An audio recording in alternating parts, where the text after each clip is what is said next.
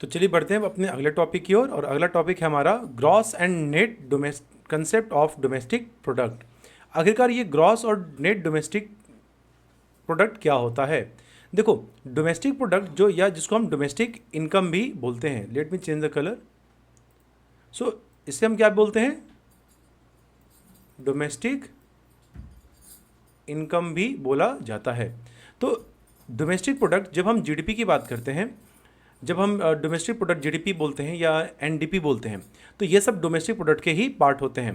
तो domestic product दो part में होता है, एक है हमारा ग्रॉस डोमेस्टिक प्रोडक्ट और दूसरा है हमारा नेट डोमेस्टिक प्रोडक्ट।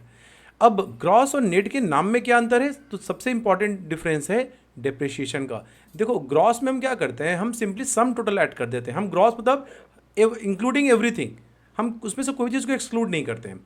लेकिन जैसे ही हम उसमें से डिप्रिशिएशन को माइनस कर देते हैं, हमारी कौन सी वैल्यू आ जाती है? नेट। तो जो हमारा जीडीपी है और जो हमारा एनडीपी है, उनमें सिर्फ और सिर्फ डिफरेंस होता है किसका? डिप्रिशिएशन का। इसका मतलब ये हुआ कि जब हम ग्रॉस की वैल्यू में से डिप्रिशिएशन को माइनस करेंगे तो हमारी कौन सी वैल्यू आ जाएगी?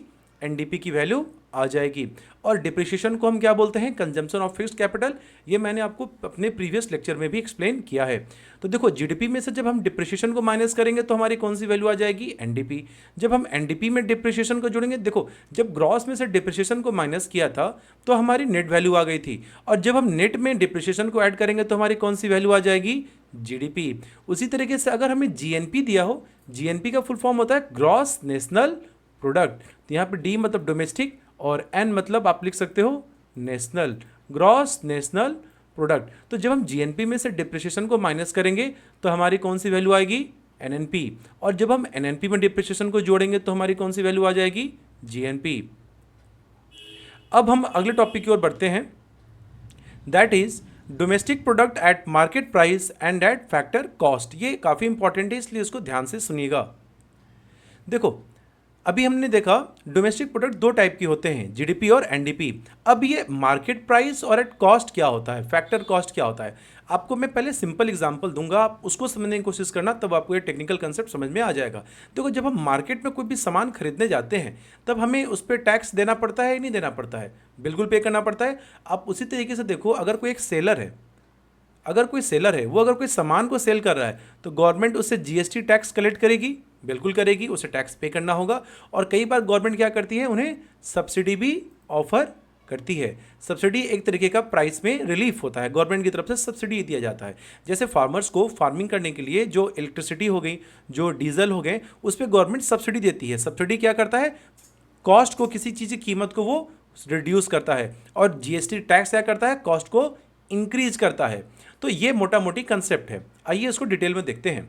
There is no difference between domestic product at market price and domestic product at factor cost in case of two sector economy. देखो, टू सेक्टर इकोनॉमी होता है, उसमें सिर्फ दो ही सेक्टर होते हैं, एक हाउस होल्ड सेक्टर और एक प्रोड्यूसर सेक्टर। आपको पता होना चाहिए, टैक्स कलेक्ट करने के लिए गवर्नमेंट का होना जरूरी है, और गवर्नमेंट हमारा थर्ड सेक्टर है। तो अगर इकोनॉमी टू सेक्टर इकोनॉमी है तो वहां पे टैक्स तो होगा ही नहीं, तो मार्केट प्राइस और फैक्टर कॉस्ट में डिफरेंस नहीं होगा। तो ये डिफरेंस वहां आता है जहां पे गवर्नमेंट सेक्टर आता है, जहां से 3 सेक्टर और 4 सेक्टर चालू हो जाता है। ठीक है। सो देखो, जब जब हम domestic product at market price हमें पता करना होता है, देखो मार्केट में हम जाएंगे तो हमें क्या करना पड़ेगा? हमें टैक्स अपने गुड्स के प्राइसेस पे चार्ज करने होंगे। जैसा मैंने अभी आपको बताया था कि कोई सेलर, अगर कोई सामान, कोई प्रोड्यूसर है, कोई अपना सामान बना कर मार्केट में सेल करने की कोशिश कर रहा है, तो अगर उसने सामान बनाया 10 रुपये के, तो गवर्नमेंट उससे 5 रुपया जीएसटी कलेक्ट करेगी, 5 रुपया टैक्स उसे पे करने पड़ेंगे। तो इससे क्या हुआ? ये 10 रुपया हमारे लिए क्या है? ये कॉस्ट है। ये 5 रुपया हमारे लिए क्या हो गया? टैक्स हो गया। ठीक है। गवर्नमेंट ने उसे अगर कोई सब्सिडी दिया, उसकी बिजली बिल में छूट कर दिया, उसे डीजल पेट्रोल प्रोडक्ट में उसे रिबेट दे दिया, सपोज 2 रुपया, तो ये सब्सिडी क्या हो गया? माइनस हो गया। तो यही कंसेप्ट है बस इसमें। तो देखो, domestic product at market price में से जब हम नेट इनडायरेक्ट टैक्स को घटा देते हैं तो हमारा क्या निकल कर आता है? Domestic product at factor cost. क्या आता है यहाँ पे? आप देखो, कॉस्ट निकल के आता है। अब यहाँ पे आप बोलोगे सर नेट इनडायरेक्ट टैक्स क्या हुआ? देखो, नेट इनडायरेक्ट टैक्स क्या होता है? नाम में क्या है? नेट। नेट का मतलब हमेशा होता है कुछ सब्ट्रैक्शन हो रहा होगा। तो नेट इनडायरेक्ट टैक्स का मतलब होता है इनडायरेक्ट टैक्स में से अगर हम सब्सिडी को माइनस कर देते हैं तब हमारा नेट इनडायरेक्ट टैक्स की वैल्यू आती है। अब आप इसको थोड़ा सा और डिटेल में समझो। देखो यहाँ पे आप इमेजिन करो, अभी मैंने आपको बताया ये 10 रुपया हमारा क्या था, कॉस्ट था। एक कोई सामान हम मैन्युफैक्चर कर रहे हैं, उसका कॉस्ट ऑफ मैन्युफैक्चरिंग हमें 10 रुपया देने पड़ रहे हैं। इसमें मुझे गवर्नमेंट ने मुझसे बोला कि आप टैक्स मुझे ला के दो, आप मुझे टैक्स जीएसटी दो। तो मैं क्या करूंगा, मैं टैक्स तो अपने पॉकेट से दूंगा नहीं, मैं उसे क्या करूंगा, अपने सेलिंग प्राइस में ऐड कर दूंगा, अपने कॉस्ट प्राइस में टैक्स को ऐड कर दूंगा और कस्टमर से रिकवर करूंगा। गवर्नमेंट ने मुझे कोई सब्सिडी दिया तो मैं उससे हमारी कॉस्ट क्या हो जाएगी, सब्ट्रैक्ट हो जाएगी। ठीक है, तो आप यहाँ देख रहे हो 5 रुपये में से 2 रुपये घटे हैं, तो इन्हीं को हम बोलते हैं इनडायरेक्ट टैक्स। और ये 10 रुपये हमारा क्या था, कॉस्ट। तो मैं यहाँ पे ये लिख सकता हूँ, कॉस्ट में जब हमने नेट इनडायरेक्ट टैक्स ऐड किया, देखो इनडायरेक्ट टैक्स को बोलो या नेट इनडायरेक्ट टैक्स, बेटर आप नेट इनडायरेक्ट टैक्स ही बोलना। तो जैसे ही मैं इसमें कॉस्ट में नेट इनडायरेक्ट टैक्स को ऐड कर दिया तो हमारी कौन सी वैल्यू आ गई, मार्केट प्राइस। और उसी तरीके से जब हम इसको इधर ट्रांसफ़र कर देंगे मार्केट प्राइस में से, जब हम नेट इनडायरेक्ट टैक्स को माइनस कर देंगे तो हमारी कौन सी वैल्यू आ जाती है,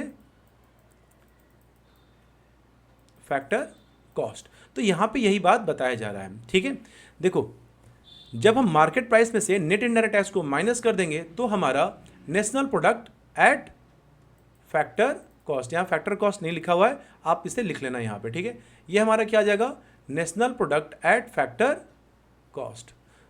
तो I hope you have understood this concept. यहाँ पे आप ऐड कर लेना फैक्टर कॉस्ट। ठीक है, और जब हम फैक्टर कॉस्ट में, जब हम एनडीपी एट एफसी में जब हम नेट इनडायरेक्ट टैक्स को ऐड कर देंगे तो हमारी कौन सी वैल्यू आ जाती है, NDP at MP. So I hope students you have understood this concept. और अगर कोई डाउट है तो आप कमेंट में जरूर रिप्लाई करना। ओके।